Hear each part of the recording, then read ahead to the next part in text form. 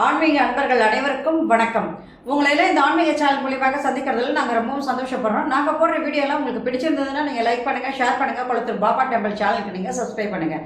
நீங்கள்லாம் என்னோட வரும்பொழுது இன்னும் நிறைய விஷயங்கள் நான் சொல்ல கடமைப்பட்டிருக்கேன். வாங்க இப்போ நம்ம வீடியோக்குள்ளே வரலாம். இன்றைக்கி மாணிக்கவாசக பெருமான் அருளி உள்ள திருவம்பாவை பாடல் 14 பாடி அதற்கான விளக்கங்களை கொடுக்க வந்திருக்கேன். வாங்க இப்போ நம்ம வீடியோக்குள்ளே வந்துடலாம். இப்போ பாடல்: காதார் குழையாட பைம்பும் களராட கோதை குழலாட வண்டின் குழாமாட சீத புனலாடி சிற்றம்பலம் பாடி ஜோதி பொருள் பாடி அப்பொருளா மாப்பாடி ஜோதி திறம்பாடி அந்த சூழ்கொன்றை தார்பாடி ஆதிரம் பாடி அந்த மாப்பாடி பேந்து நம்மை வளர்த்து எடுத்த பெய் வளைதன் பாத திறம்பாடி பாடேலோர் எம்பாவா. இது பாடல். இப்போ இந்த பாடலுக்கான விளக்கம்: இறைவனுடைய குளம், கோயிலில் இறைவனுடைய குளம் இருக்கும்.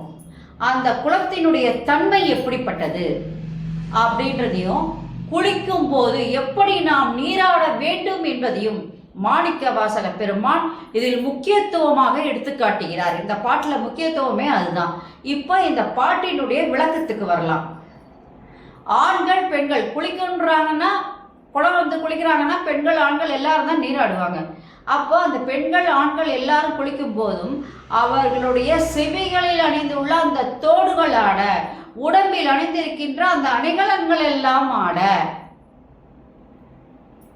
பசும்பொருள் கழலாட என்று சொல்லும் போது அதான் சொல்றார்: காதார் குழையாட பைம்பூன் கழலாட கோதை குழலாட வண்டின் குழாமாட அப்படின்னு சொல்லும் போது அவங்களுடைய காதில் இருக்கின்ற செவிகளில் அணிந்துள்ள தோடுகள் ஆட, உடம்பில் அணிந்துள்ள பசும்பொன் கழல்கள் எல்லாம் ஆட, பெண்களுடைய கூந்தல் ஆட, அந்த கூந்தலில் சூடியுள்ள மலர்கள் ஆட, அந்த மலர்களை மொய்க்கின்ற வண்டுகள் ஆட.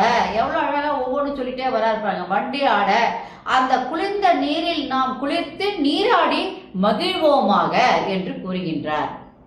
அப்போ அந்த எம்பெருமானுடைய தகையை சொல்லும் போது ஜோதி திறம்பாடி சூழ் கொன்றை தார்பாடி ஆதிரம் பாடி அந்தமா மாப்பாடி அப்படின்னு சொல்லும் போது என் பெருமான் ஆடுகின்ற அந்த திருச்சிற்றம்பலத்தை பாட வேண்டும். மறைபொருளாக இருக்கின்ற அந்த முச்சுடர்க்கும் மொழி வழங்குகின்ற அந்த இறைவனாகிய திருவண்ணாமலை ஜோதி பிழம்பினை பாடி, அவனுடைய ரூபத்தையும் பாடி, அவன் திறன்களையும் பாடி, அவன் எல்லா பொருள்களுக்கும் இறைமை தன்மையாக விளங்குகின்ற முதன்மையான அந்த இறைவனையும், அந்த முடிவும் முதலும் முடிவும் இல்லாத அந்த இறைவனை பாடி அப்படின்னு சொல்லி ஒன்றுனா கொண்டு வந்துட்டாரு. ஏனைய உயிர்களிலிருந்து நம்மை வேறுபடுத்தி காட்டுகின்றவர் அந்த இறைவன். மேலிலையில் அருள்கின்ற அந்த வளையலில் அணிந்துள்ள அந்த திருக்கரங்களை உடைய அந்த இறைவியினை அந்த இறைவியினுடைய திருவடிகளை சிறப்பித்து பாடி என்று கூறுகின்றார். இறைவனோடு சேர்ந்தவள் தான் இறைவி. அப்போ அந்த இறைவனோடு சேர்ந்திருக்கின்ற அந்த இறைவியும் சேர்ந்து பாடி, தேவையற்ற பேச்சுக்களை நாம் என்ன பண்ணோம்னா, குளிக்கும் பொழுது எல்லாரும் ஒன்றா சேர்ந்துருப்பாங்க, எதையோ பேசிக்கிட்டே குளிப்பாங்க.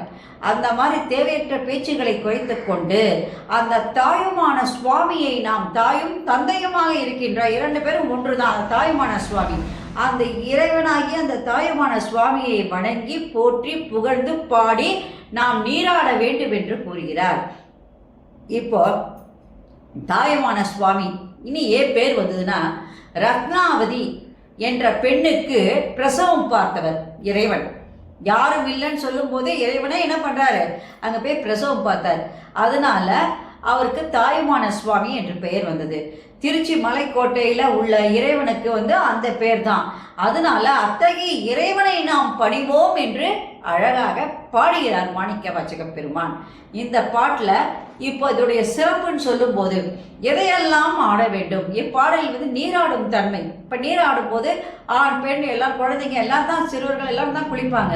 இப்போ முக்கியமாக ஆண்கள் பெண்கள் அந்த காலத்துல என்ன பண்ணாங்கன்னா, எல்லாருமே அணிகலன்கள் அணிந்திருந்தாங்க அப்படின்றத சொல்லும் போது என்ன பண்ணார், அவங்க காதுகளில் உள்ள தோடுகள் ஆட, அவங்க தோள்களில் அணிந்துள்ள அந்த பொன்னாலான அணிகலன்கள் அனைத்தும் ஆட, அது மட்டும் இல்லாமல் பெண்கள் கூந்தலாட, கூந்தலில் சூடி உள்ள மலர்களாட, அந்த மலர்களை மொய்க்கின்ற வண்டுகளாட அப்படின்னு சொல்லி, அது மட்டும் இல்லாமல் அந்த சிற்றம்பலத்தை பாடி, அந்த சிற்றம்பலத்தில் எழுந்தருள் இருக்கிற அந்த இறைவனை பாடி, அவனுடைய ஜோதி பிழம்பான ரூபத்தை பாடி, அவன் திறங்களையும் பாடி, அவன் எல்லா பொருளுக்கும் மறைமுகமாக இருக்கின்ற அந்த இறைவனையும் பாடி, முதலும் முடிவும் இல்லாத அந்த இறைத்தன்மையை பாடி, ஏன உயிர்களில் வேறுபடுத்தி காட்டுகின்ற அந்த மேலான நிலையில் இருக்கின்ற அந்த வளையல்கள் அணிந்துள்ள அந்த உமாதேவியையும் பாடி அப்படின்னு சொல்லி இவையெல்லாம் சிறப்பித்து கூறி, நீங்கள் அந்த நீரிலே நீராடும் பொழுதெல்லாம் பாடி நீங்கள் நீராடுங்கன்றார்.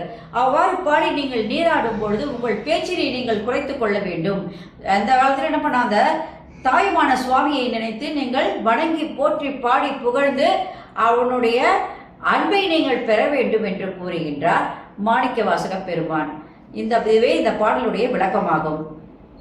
நாளைக்கு திருவம்பாவை பாடல் 15 சொல்லி அதுக்கான விளக்கங்களை சொல்ல வர. நன்றி, வணக்கம். ஓம் நமசிவாய, ஓம் நமசிவாய, அரஹர மகாதேவா, சம்போ மகாதேவா. அனைவருக்கும் நலம் உண்டாகட்டும். இந்த வீடியோ உங்களுக்கு பிடிச்சிருந்தா நீங்கள் லைக் பண்ணுங்கள், ஷேர் பண்ணுங்கள், குளத்தூர் பாப்பா டெம்பிள் சேனலுக்கு நீங்கள் சப்ஸ்கிரைப் பண்ணுங்கள். நீங்களாம் என்னோட வரும்பொழுது இன்னும் நிறைய விஷயங்களை நான் சொல்கிறேன். நன்றி, வணக்கம்.